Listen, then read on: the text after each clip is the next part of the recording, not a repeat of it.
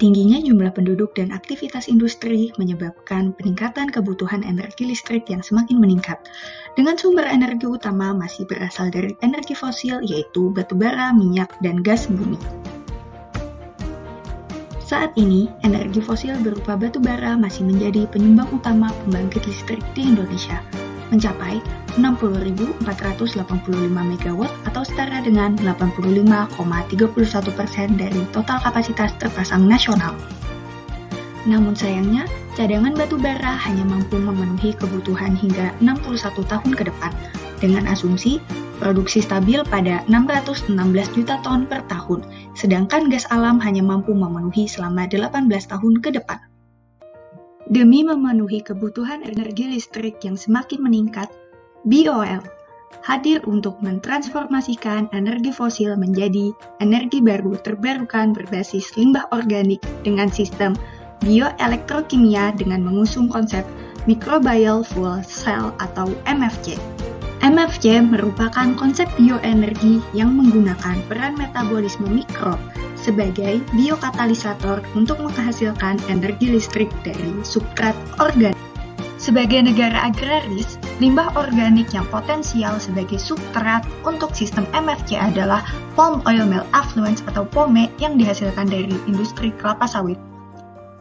Dan berdasarkan data, jumlah industri kelapa sawit mencapai 48,4 juta ton dengan produksi limbah mencapai 35-40% dari total hasil produksi. Tingginya industri kelapa sawit di Indonesia membutuhkan solusi nyata dalam mengoptimalkan limbah organik yang dihasilkan. Konsep MFC yang diterapkan oleh BOL memiliki 4 keunggulan, yaitu 1. Eco-friendly, 2. Pemulihan senyawa yang berbahaya terhadap lingkungan, 3. Removal chemical oxygen demand, 4. Konversi substrat menjadi listrik yang efisien. Target konsumen BOL adalah B2B atau business to business yang terdiri dari 2 kategori, yaitu 1.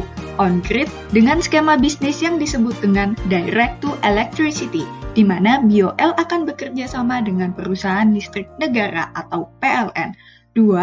Off-grid, mengusung konsep Waste to Electricity, di mana BOL akan bekerja sama dengan kelompok industri secara langsung seperti industri kelapa sawit untuk mengelola manajemen limbah yang dihasilkan, dan limbah yang telah diolah dapat dimanfaatkan kembali oleh perusahaan. Sebagai upaya dalam menjangkau target konsumen dan mengembangkan bisnis, BOL menjalin kerjasama dengan beberapa stakeholder kunci, yaitu 1. PLN, 2. Industri kelapa sawit, 3. Pemerintah pusat dan daerah, 4. Institusi pendidikan, 5. Provider material reaktor MFC. Promosi dan publikasi produk BOL akan dilakukan dengan cara 1. Digital marketing, 2. Direct selling, atau menawarkan secara langsung kepada target konsumen, 3. Partnership dengan Ekadin. BOL, Best Energy Supply for Environment.